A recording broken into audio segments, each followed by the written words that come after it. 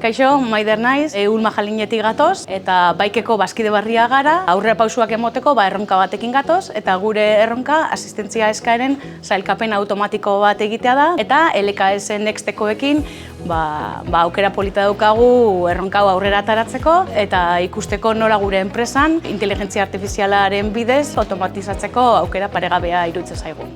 Soy Esteban, director de Informática e Innovación de la empresa Ingemat, y nos hemos presentado al Datathon del Bike para presentar un reto junto con Inetum que creemos muy interesante, y es la utilización de la IA generativa como herramienta de ayuda y soporte a la definición de procesos de fabricación.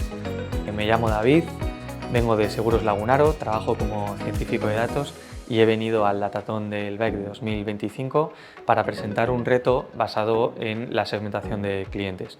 Y aquí detrás tengo a mi equipo de Enworth que está desarrollando ese trabajo para poder segmentar a todos los clientes y poder ofrecerles un mejor tratamiento.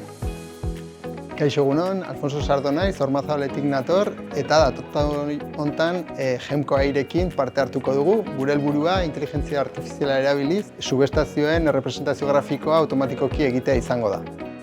Soy Alejo Suárez, director industrial en Kaiku, y aquí estamos sumergiéndonos en este maravilloso mundo de la inteligencia artificial con Data Value, que son unos fenómenos y nos están ayudando ahora mismo a desarrollar, a implementar un modelo de mantenimiento predictivo en nuestra fábrica, ¿no? Entonces, básicamente lo que queremos es un modelo que nos permita anticipar riesgos de averías en nuestra cadena de suministro.